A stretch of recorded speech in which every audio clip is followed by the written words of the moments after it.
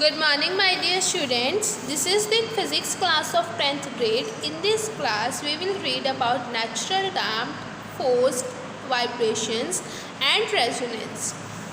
Let's start. First is natural vibrations. What are natural vibrations? Natural vibrations क्या होती हैं? The periodic vibrations of a body in the absence of any external force on it. ठीक है, एक तरह के periodic vibrations होती हैं किसी भी बॉडी पर मगर in the absence of external force. ठीक है, एक्सटर्नल फोर्स की एब्सेंस में उसे हम क्या बोलते हैं? Natural vibrations. A body clamped at one point when disturbed slightly from its rest position start vibrating. ठीक है, अगर हम कोई बॉडी रेस्ट पर है उसे हम स्लाइटली क्या करते हैं? क्लैम्प्ड करते हैं एक पॉइंट, वो क्या करती है? वाइब्रेशन करना स्टार्ट कर देती है. The vibrations of produced are called natural और फ्री वाइब्रेशंस से हम नेचुरल और फ्री वाइब्रेशंस बोलते हैं. The period of frequency of vibration depend on the shape and size. ठीक है, वो शेप और साइज पर डिपेंड करता है. The time period of the body is called its natural period. Time period को नेचुरल पीरियड बोलते हैं. The frequency is called natural frequency. उसका जो टाइम पीरियड होगा नेचुरल वाइब्रेशंस को होगा नेचुरल टाइम पीरियड, और जो फ्रिक्वेंसी होगी वो क्या होगी? Natural frequency. A body capable of vibrating has constant natural frequency of its vibration and it's amplitude of vibration remains constant. उसका एम्पलीट्यूड क्या रहता है? कांस्टेंट रहता है. Natural vibrations of a body actually occur only in vacuum. ठीक है, जो natural vibrations होती हैं वो कहाँ पर होती हैं, कहाँ एग्जीक्यूट होती है? Only in vacuum, because the presence of medium around the body offer some resistance. Because जो हमारा प्रेजेंस ऑफ मीडियम होता है अराउंड द बॉडी ऑफर क्या करता है? Resistance, due to which the amplitude of vibrations does not remain constant. जिसकी वजह से एम्पलीट्यूड कांस्टेंट नहीं रहता, but it continuously decreases. But वो कंटिन्यूसली क्या करता है? डिक्रीज करता है. एग्जाम्पल्स हैं, some examples. If the bob of a simple pendulum is displaced slightly from its mean position, it starts vibrating with natural frequency which is determined by length of the pendulum and acceleration due to gravity. ठीक है, अगर कोई Bob है वो अपनी जगह से displaced हो जाता है तो वो वाइब्रेट करना शुरू कर देता है. ठीक है, वो किस पर डिपेंड करता है? Length of the pendulum and acceleration due to gravity. ठीक है, देयर आर मैनी एग्जाम्पल्स. ठीक है, एक टर्निंग फॉर्क की एग्जाम्पल है. ये हम सारी आगे पढ़ेंगे एक्सप्लेनेशन में. लास्ट एग्जाम्पल पर आओ. A string of a given length stretched between its and under a given tension can be made to vibrate in different modes by plucking the string at different points. If the string is plucked in the middle, the string in one loop, the string vibrate in one loop. The vibration is called the principal node of the frequency f. ठीक है, अगर कोई string है, ठीक है, हमारे पास कोई भी स्ट्रिंग है, उसे हम अगर सेंटर से प्लग करेंगे तो उसकी एक नोड में वो क्या करना करेगी? मूव करना शुरू कर देगी. ठीक है, उसे हम क्या बोलते हैं? Principal node of frequency F. If the string is plucked at 1/4 length, अगर उसे हम 1/4 लेंथ पर प्लग करेंगे the string from one end it vibrates in 2 loops. ठीक है, अगर हम 1/4 पर उसे स्ट्रेच प्लग करेंगे तो वो 2 लूप्स में वाइब्रेट करना शुरू कर देगी. This vibration is called first subsidiary vibration of frequency 2f. Similarly if the string is plucked at 1/6 length of the string from the one end it vibrates in 3 loops. ठीक है, वो 3 loops में अगर हम वाइब्रेट करना शुरू कर देगा उसे हम क्या बोलेंगे? Second subsidiary of frequency of 3f. Thus the different modes of vibration in a stretch string are frequency are in the ratio 1, ratio 2, ratio 3. ठीक है, वो 3 रेशियोज में होगा.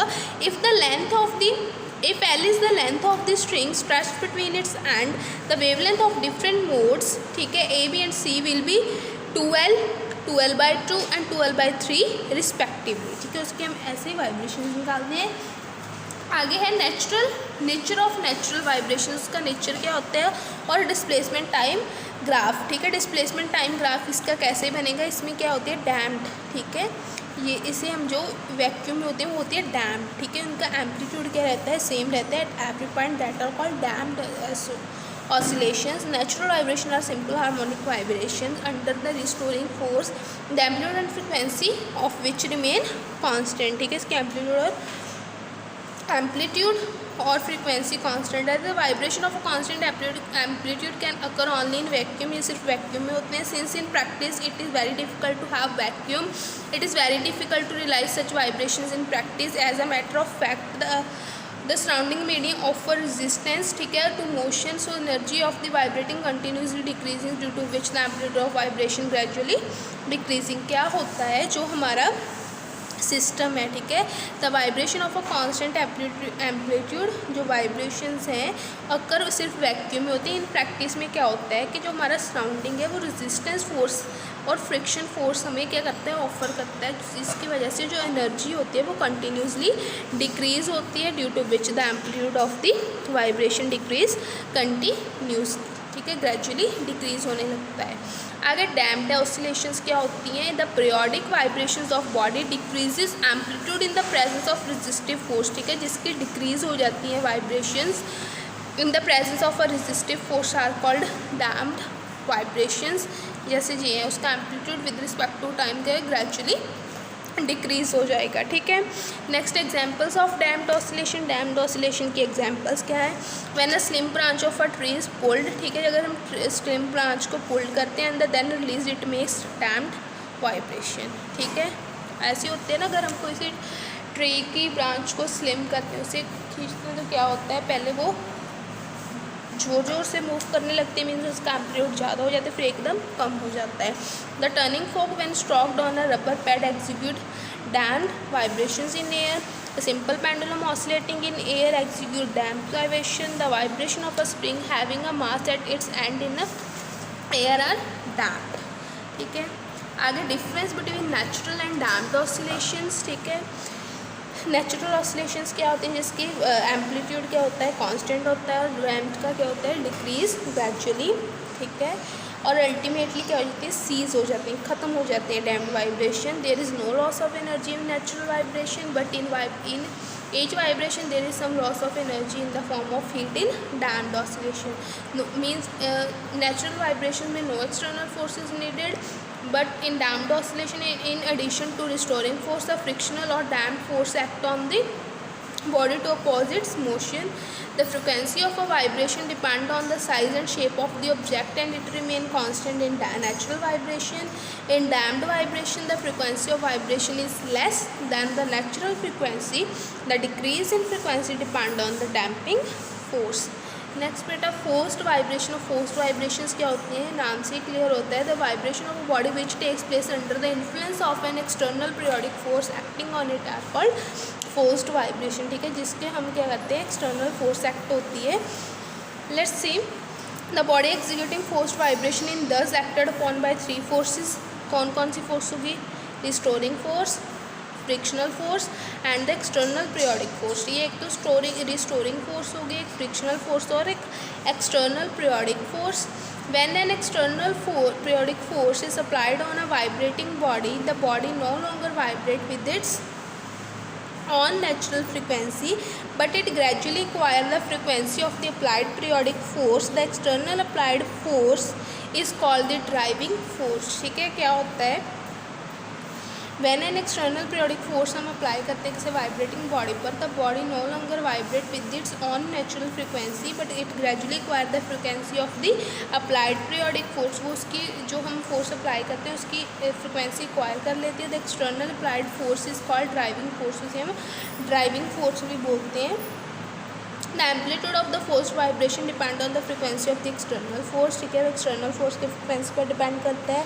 If the frequency of the external force is different from the natural frequency of the body, the amplitude of oscillation is very small, which die out soon due to the presence of damping force. Next examples of forced vibration. When the stem of a vibrating turning fork is pressed against the top of the table, the turning fork produce forced vibration in the table top, ठीक है. ऐसे ही होता है ना, अगर हम किसी फोक को क्या करें, उसे वाइब्रेट करें, ठीक है, अगेन प्रेस करें, तो क्या होगा, टेबल में क्या होगी, फोर्स्ड वाइब्रेशन होंगे. The table top has much larger vibrating area than the turning fork, so the forced vibration of the table top send forth Fourth, a greater energy and produces louder or more intense sound than produced by the tuning fork. Next, the vibration produced in the diaphragm of a microphone sound box with the frequency corresponding to speech of the speaker are forced vibrations.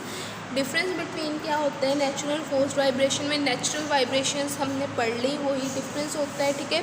अब forced में देखते हैं क्या होता है। Force में क्या चाहिए, मीडियम चाहिए, medium he presence of external force, उसमें कोई भी नेचुरल में कोई भी मीडियम हमें नहीं चाहिए। The frequency of vibration depend on the shape and size, ठीक है, natural vibration, but the frequency of vibration is equal to the frequency of the force applied in forced vibration. The frequency of the vibration remain constant in natural vibration, but in forced vibration the frequency of vibration changes with change in the frequency of force applied, ठीक है। Next resonance. Resonance क्या होती है, resonance is a special case of forced vibration, ठीक है। Resonance क्या है, एक स्पेशल केस है फोर्स्ड वाइब्रेशंस का।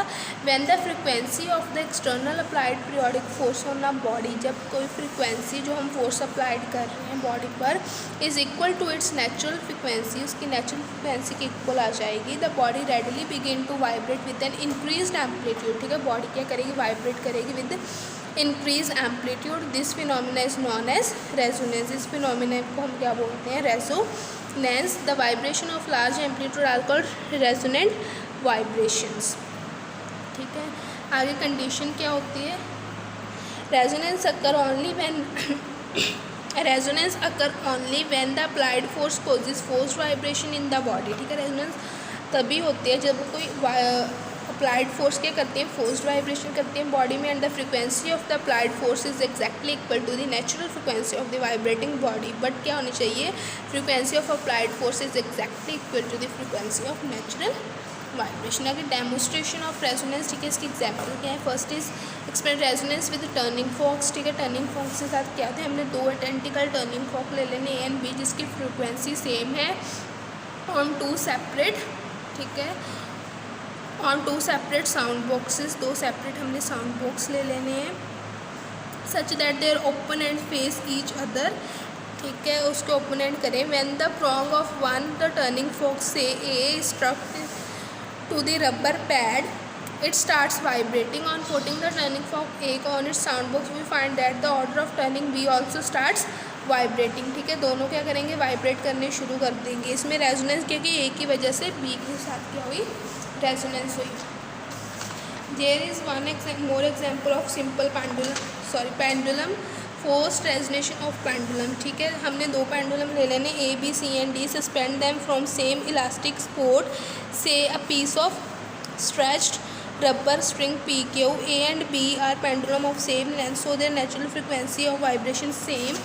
D is pendulum which is longer than A and B, so its natural frequency is lower than A and B. Say pendulum C is shorter than A or B, so its natural frequency is higher than that of A and B.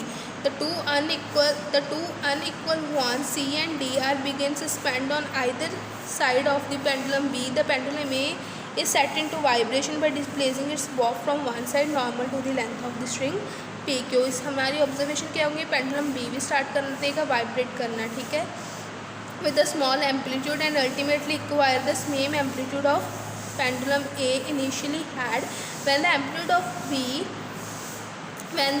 of the pendulum B becomes maximum, the amplitude of A become minimum. जब B का maximum हो जाएगा तो A क्या हो जाएगा, minimum हो जाएगा, because of the sharing of energy by them, क्योंकि उनमें क्या हो रही है, एनर्जी शेयर हो रही है, right. Thereafter the amplitude of pendulum B decreases and that of A increases. pendulum B की डिक्रीज हो जाएगा और A का इंक्रीज, ये प्रोसेस क्या रहेगा, कंटिन्यूस रहेगा। The vibration of pendulum B are not in phase with the means दोनों की वाइब्रेशन क्या होंगी, आउट ऑफ फेस होंगी। The pendulum C and D also vibrate but each of them vibrate with very small amplitude, ठीक है। तो वो vibrate तो करेंगे बट वाइब्रेट करेंगे विद स्मॉल एम्पलीट्यूड के साथ, right. Next difference between forced and resonant vibrations क्या होती हैं। The vibration of a body under the external periodic force of frequency different from natural frequency of body are called forced vibrations. The vibrations under The vibration of a body under an external periodic force frequency exactly equal to the natural frequency of the body are called resonant. The amplitude of the forced vibrations is small, but the amplitude of vibrations are large in resonance. The vibration of the body are not in phase with external periodic force. The vibrations of the pendulum are in phase, ठीक है, in phase होती हैं इन resonant vibrations में. These vibrations last for a very small time after periodic force has been ceased to act, but in resonance these force last for a long time after the periodic force has ceased to act. Right? There are some examples, just read by yourself. This is all about your natural damped and resonance. ठीक है, this is all about exercise 7B. Thanks and have a nice day.